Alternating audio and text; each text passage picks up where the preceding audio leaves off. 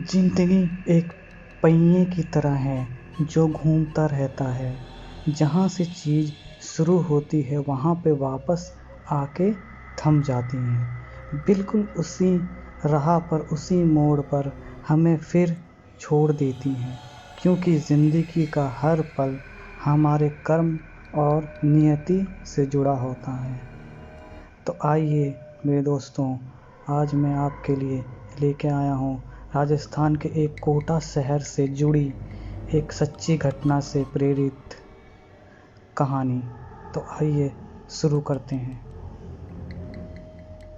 ये कहानी राजस्थान के कोटा शहर से जुड़ी एक सच्ची घटना है।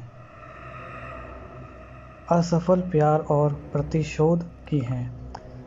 सपना सलोनी और उनके मासूम दोस्तों की दास्तां है, जो समय के दुष्ट चक्र में फंस गए और उस मोड़ पर आके थम गए जहां मौत उनका इंतजार कर रही थी। राणा साहब एक बहुत अमीर और आलीशान हवेली का मालिक था। उन्हें अपने से 10 साल छोटी उम्र की लड़की से प्यार हो गया था, लेकिन वह लड़की राणा साहब को अपने प्यार के मायाजाल में फंसा के उनकी जायदाद को छीन लेना चाहती थी। एक बार उस लड़की ने अपने प्रेमी के साथ मिलकर राणा साहब को मार मार कर जिंदा जमीन में गाड़ दिया। राणा साहब चीखे चिल्लाए, लेकिन उस लड़की ने उनकी एक ना सुनी। बाद में राणा साहब ने मरते मरते श्राप दिया कि मैं किसी को नहीं छोड़ूंगा, हर प्रेमी को मार दूंगा। जिस तरह मेरे साथ धोखा हुआ है, मैं हर प्रेमी को मिटा दूंगा। मैं सबको मिट्टी में मिला दूंगा। और राणा साहब की मौत हो गई। उन दिनों के बाद वह जगह और वह हवेली शापित हो चुकी थी। वहाँ जो भी जाता था वह कभी भी वापस नहीं आ पाता था। कुछ दिनों के बाद उस हवेली में एक प्रेमी कपल वहाँ पे घूमने के लिए आए। सपना और रजत, उन दोनों की सगाई हो चुकी थी, लेकिन शादी करनी बाकी थी। सपना अपने घर में किसी को कुछ बताए बिना रजत के साथ आई थी। सपना और रजत मजाक मस्ती में उस जगह पहुंच गए जहां पे राणा साहब जो जिंदा दफन कर दिया था। अचानक रजत उस जगह पे गिर जाता है और उसका पैर जमीन के नीचे घुसने लगता है। यह देखकर सपना डर जाती है और मदद के लिए चीखने चिल्लाने लगती है, लेकिन कोई भी उसकी आवाज़ नहीं सुन पाता। सपना जब उस हवेली में मदद के लिए जाती है तो वहीं उसे किसी की होने का आभास होता है। उसी वक्त तुरंत सपना गिर जाती है और कोई उसका पैर पकड़कर उस जगह पर खींच ले जाता है जहां राणा साहब और रजत दफन हुए थे। बाद में सपना भी उसी जगह पर दफन हो जाती है। कुछ दिनों बाद जब सपना अपने घर नहीं पहुंचती है, तब उसकी बहन सलोनी अपने पति समीर और कुछ मित्रों के साथ उसे ढूंढते ढूंढते उस हवेली में पहुंच जाती हैं। समीर एक पैरानॉर्मल एक्टिविटी का एक्सपर्ट है। जब वह सब उस हवेली पर पहुंचे, तब समीर को पता चल गया था कि यहाँ पे किसी बुरी आत्मा का वास है। उसने सबको सूचित कर दिया। उसी रात को उन सभी के साथ कुछ अजीबोगरीब घटनाएं होने लगती हैं, जैसे कि नल से पानी टपकना, अपने बेडरूम में मिट्टी का आना, रूम की खिड़की या अपने आप हिलने लगना, किसी के रोने और चिल्लाने की आवाज़ आना। ये सब देखकर वो सभी डर जाते हैं और उनमें से एक भागने की कोशिश करता है, लेकिन राणा साहब की प्रेत आत्मा उसे भी जिंदा दफन कर देती है।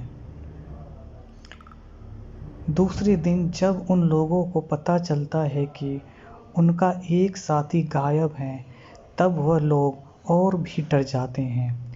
लेकिन समीर बताता है कि हम यहाँ से बाहर निकलना है तो हमें उस आत्मा को बुलाना होगा और उनसे पूछना होगा कि वह आखिर चाहते क्या हैं। डर के मारे सभी लोगों ने समीर की बात मान ली और आत्मा को बुलाने के लिए तैयार हो गए।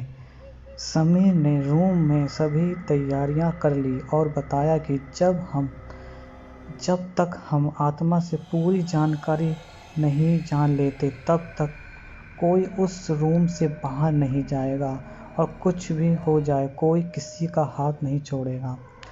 समीर ने तंत्र मंत्र से आत्मा को बुलाना शुरू कर दिया।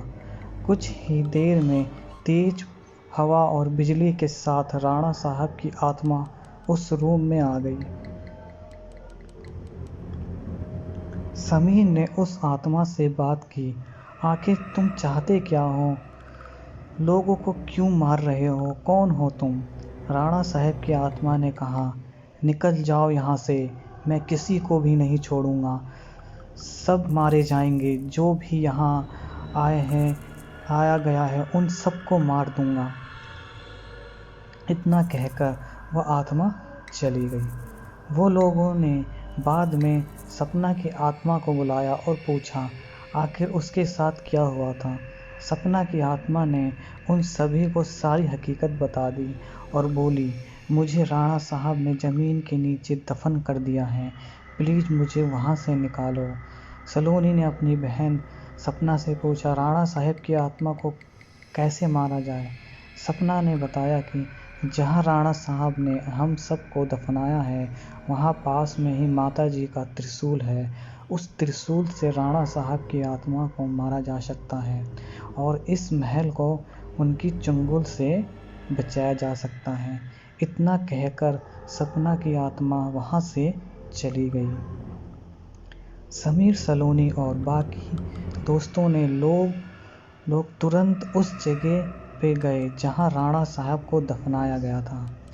राणा साहब की आत्मा ने उन सभी को त्रिशूल के पास जाने के लिए रोका, लेकिन सलोनी किसी भी तरह उस त्रिशूल के पास पहुंच गई और उसी त्रिशूल से राणा साहब पे वार किया। कुछ ही देर में राणा साहब और उनके साथ वह सभी आत्माओं को मुक्ति मिल गई जिसे राणा साहब ने दफनाया था। तो दोस्तों, आपको ये कहानी कैसी लगी?